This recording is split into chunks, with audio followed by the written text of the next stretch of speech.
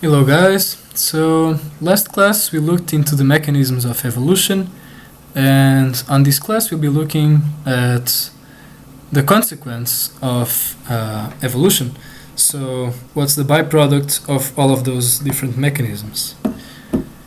Okay, so biodiversity refers to the variety of life on the planet, so all of the organisms that exist on a relative ecosystem or at a planetary level. There are different disciplines that more or less work all together in characterizing biodiversity. So taxonomy describes the organism and names it. So a taxonomist that's an expert on snails will be able to tell the name of the snail by looking at its features, at the color and at the stripes. Okay.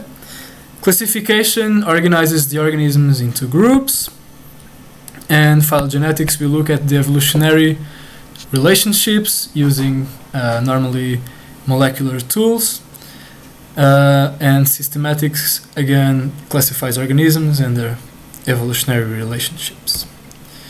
So nomenclature is very important in nature and in life in general.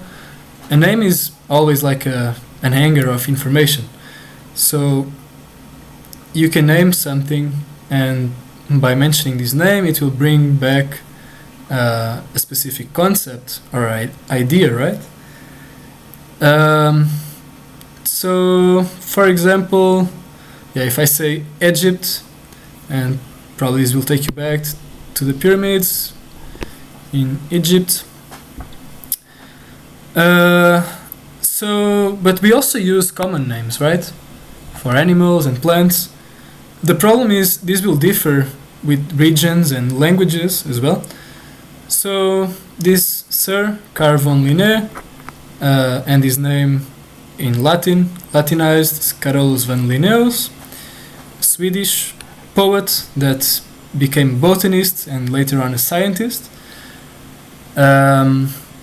He came up with this binomial nomenclature that's still used today.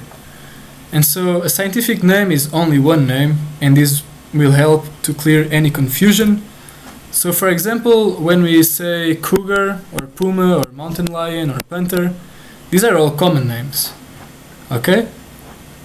And so this can create confusion if there are different species or if it's the same species. So here we have the distribution of puma in North and South America, and the species name is Puma concolor. So this is the scientific name, and always this first name with the letter in uppercase, so Puma, that refers to the genus. Okay. And then you give the species specific, so the specific epithet that will tell you what species it is within this genus. So in this case, the species is concolor within the genus Puma, right?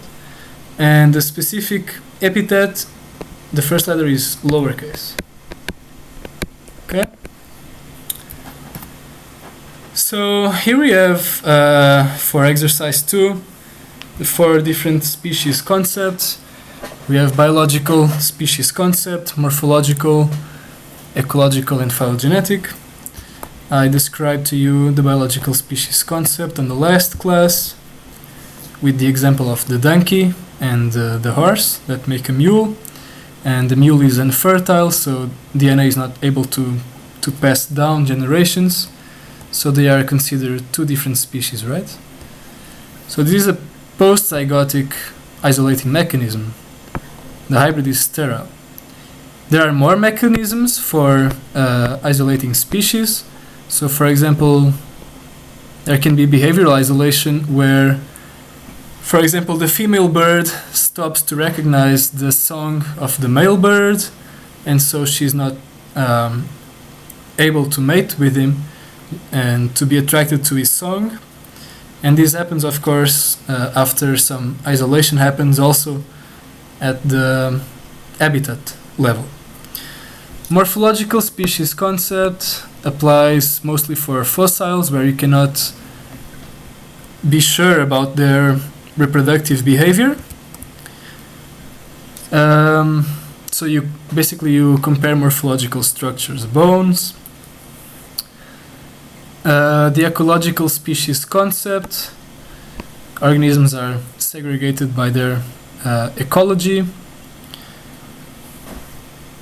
Phylogenetic species concepts,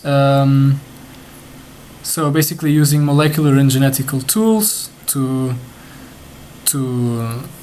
differentiate between species.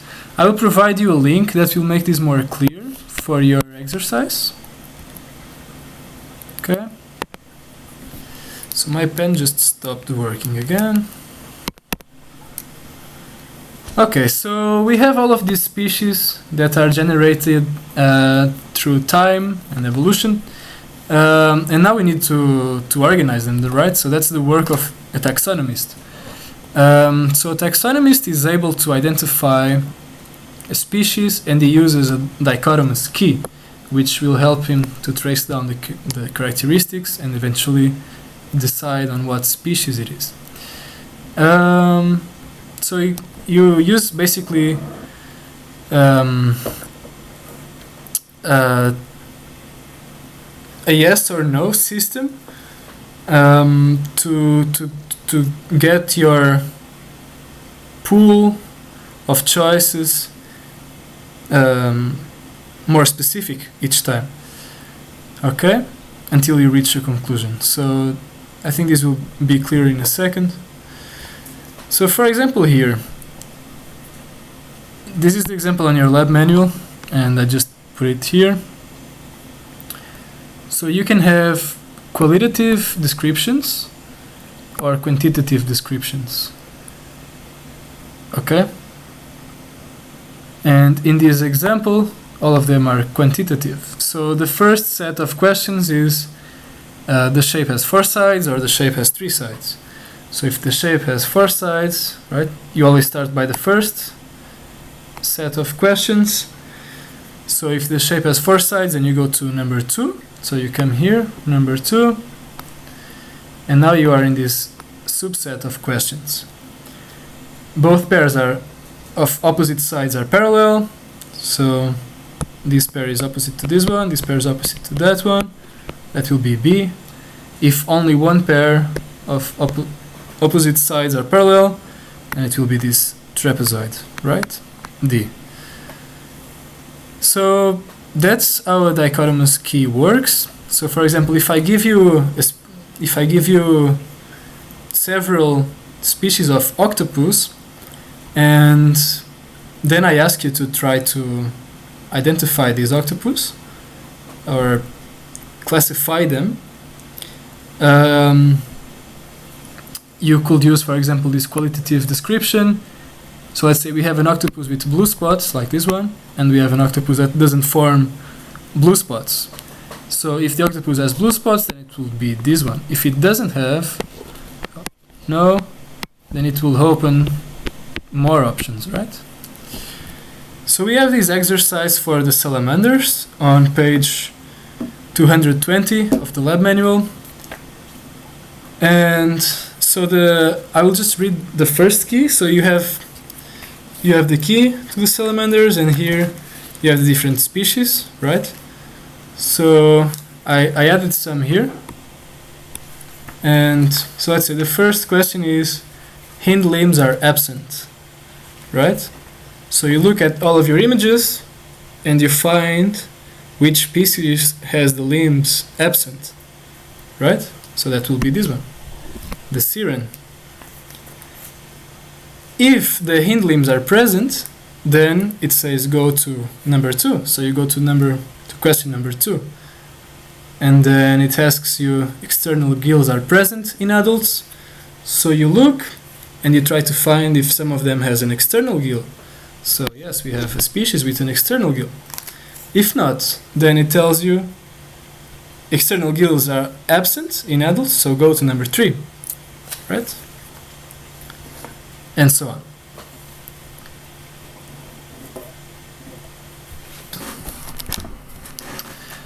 The tree of life. Alright. So let's get into more technical aspects. The main goal of classification is to develop a system that reflects the evolutionary relationship between organisms. Okay? So that's phylogeny. And the way to represent phylogeny is using trees. Okay? And obviously these are always open for more research, so they are hypotheses only that are open to change. So this is us, the human, Homo sapiens, it's here.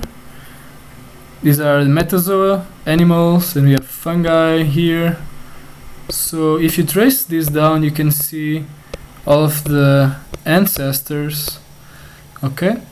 We can also see that archaea are closer to us than bacteria. Alright? And this is the way to organize classification. So we have domains, we have eukaryotes, archaea, bacteria. Those are the three domains of life. And then we have kingdom, for example, animal kingdom, fungi, and plant kingdom. And then we have phyla, and then we go down class, order, family, so on. So, okay, again, these are the three domains of cellular life. Okay, cellular life are the eukaryotes, eukarya, archaea, and bacteria. So here we have eukaryotes, we have a tree, okay, a whale, that's an eukaryote, fungi, and here we have a unicellular eukaryote. So again, eukaryotes can be unicellular. Okay? Archaea and bacteria are always unicellular. They are prokaryotes. Prokaryotes, right? So I showed you this before, the extremophiles of archaea, and here we have a cartoon of a bacteria, and here we have bacteriophages, which are the virus that infect bacteria. So let's get into more detail on virus. So I just showed you the biosphere, so the three domains of cellular life, but viruses are not cellular. They don't have a cell. So what we have is we have the virosphere. So we have specific virus that will infect bacteria. We have specific virus that will infect archaea, and we have specific virus that will infect eukaryotes. So it's like there is a mirror, okay, where we have the three domains, bacteria, archaea, eukarya, and then we have the virus for each of these domains. Oops, sorry, this is here, bacteria, eukarya. Here is a so the tree of life of virus. It's not connected at all to the tree of life of the three domains of life. It's a completely different tree. Okay, so here is part of that tree. Maybe there are even more than just one tree with a root, and within Nidoviralis, you have the now so famous coronavirus, coronaviridae, and this is the basic structure of a virus. So it has a capsid always and the genome that can be either RNA or DNA. So we have RNA viruses, which include the coronavirus, and retrovirus, which includes HIV virus. DNA virus, we have bacteriophages, and we have also the herpes virus. So we have a lot of different viruses, and they can be icosahedral, so they can have the same geometrical structure and can either be a pentamer or an hexamer, and these structures are very complex, and they can be organized with very interesting shapes, actually. So here we have TEM images, transmission electron microscopy of some virus. So this is herpes virus, I think, and this is corona. Okay. So let's get a bit into more detail here. Coronavirus is an RNA virus, so it contains a single strand RNA. So by now we should all know what RNA is, right? And so it is called corona because corona in Latin means crown, okay? So it has these spiky glycoproteins on the coat that will attach to the cell if the cell has a receptor. So in this case, the virus evolved to recognize human cell receptors. So if it recognizes into the cell, then it can go into the cell and basically drop the RNA there. And the cell machinery will start to translate this RNA, and it will create the capsid, the protein capsid,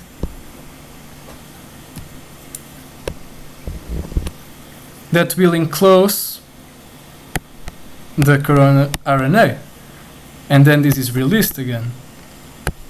Okay? So the virus takes over the cell to produce more of itself. A retrovirus, which is the case of HIV,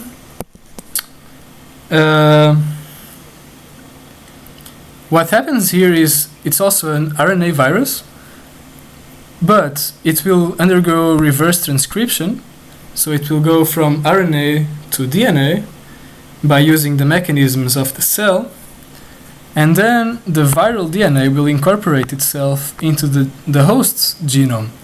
So the virus DNA will be inside of the genome and will be passed down generations by the gametes, right? So here we have DNA virus. We have the bacteriophage with this nice strange shape, and these guys are constantly on a constant war with bacteria on the sea. Okay, so we have a lot of bacteria that are always dividing on the ocean, and also we have a lot of bacteriophages that are constantly destroying these bacteria. I'm sorry. So in this way, the virus keep in balance the ecology of the sea, if not the whole planet, by reducing the bacterial population in the oceans. Herpes virus is another DNA virus. This is the coating. It has this geometrical shape. Okay, so viruses also exist in the microbiome. So we have microbiome, we have bacteria and fungi that live inside of us, and we also have virus, right? So does your virome make you healthier? Apparently there are some studies that say yes, it does.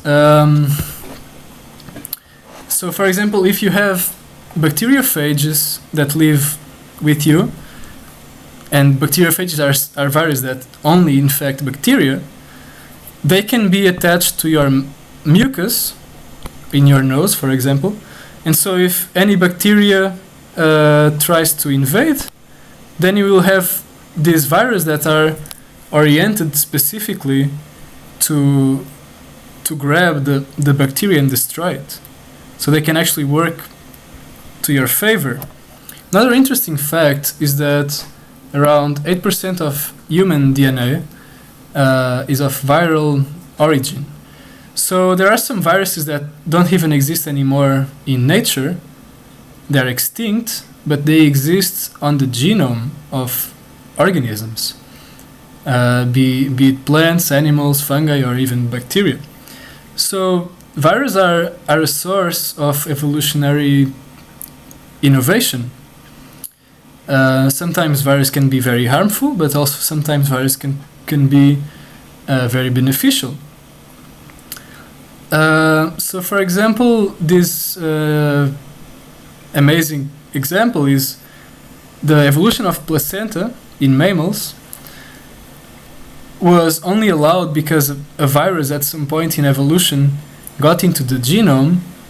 And if you think about it, a snake or a frog, they normally have their embryos on an egg, right? And this egg is outside of the body. It's not internal. So from the point that you have something growing inside of you with a different genetic code, so your baby, you contribute to his genes, but the genes of your baby are not the same as yours. So your immune system doesn't recognize that. So it would attack the placenta, which is formed between the mother and the baby, because it has a different genetic code.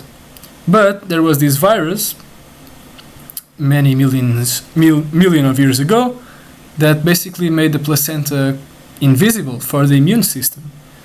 And because of that, the placenta was able to develop, and mammals were able to take this evolutionary step of forming a placenta. Okay? Recently, there was also some research on the possibility that the synapses on our neurons, at least encapsulated by the ARC gene, to be of viral origin. Okay, so let's get back to the biosphere, not the virosphere anymore. So we have, let's focus on eukarya. So that's our domain that we're looking here. Eukaryotes, they have a nucleus, right?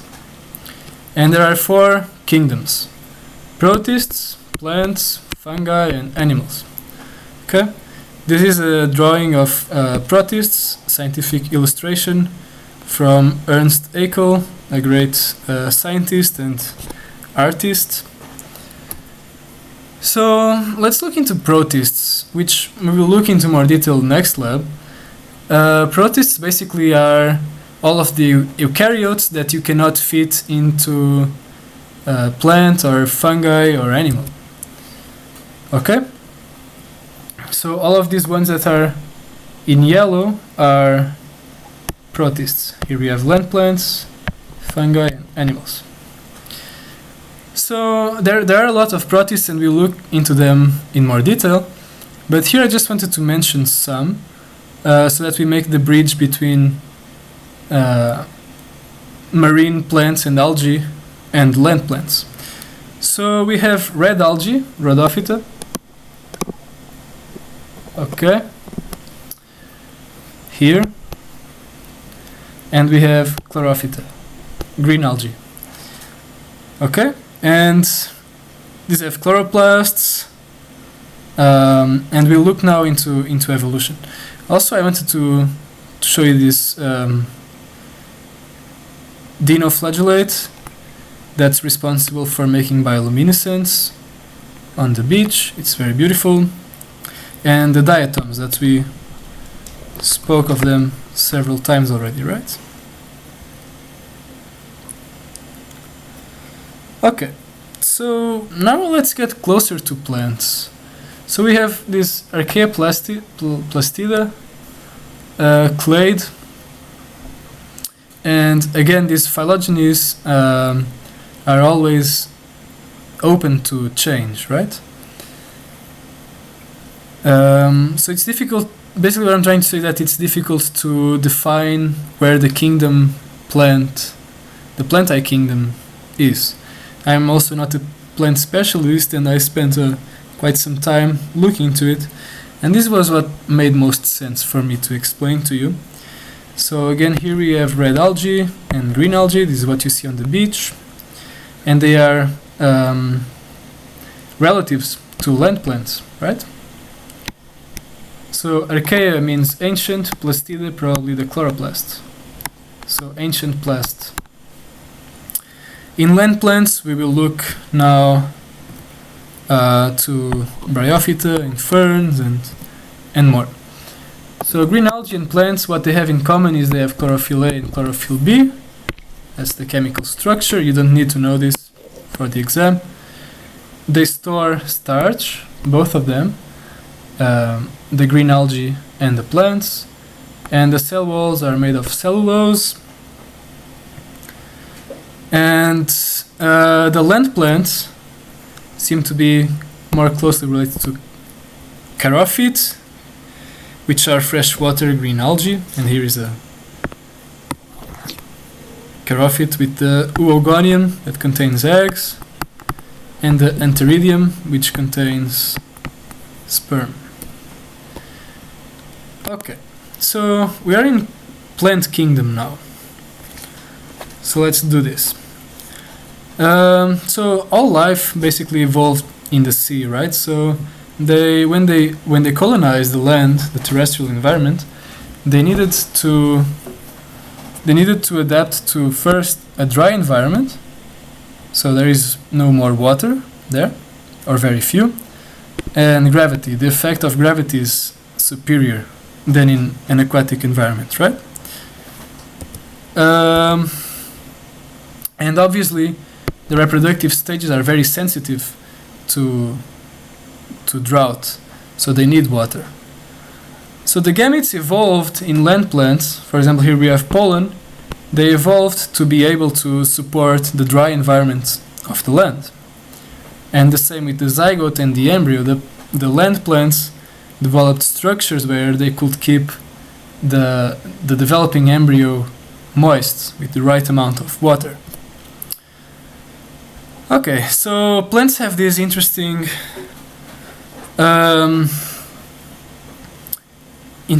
dance between stages. So they have a haploid stage, the gametophyte, and they have a diploid stage, the sporophyte.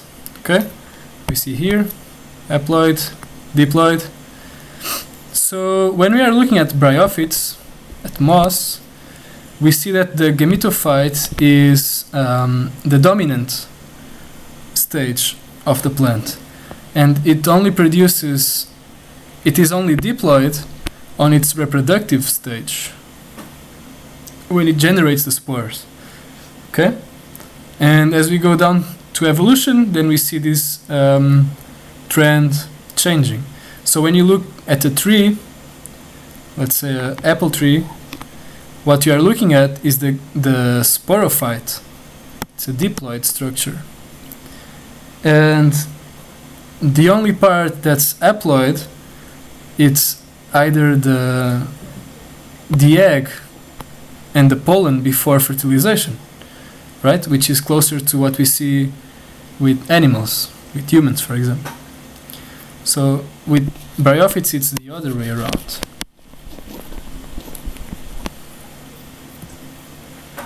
Okay, so bryophytes are non-vascular plants, so they don't have true tissues. They don't have roots, stems, or leaves.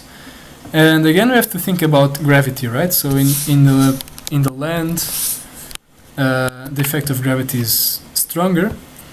And here we see, so that's the green algal ancestor, and we see here the first plants that evolved were the bryophytes,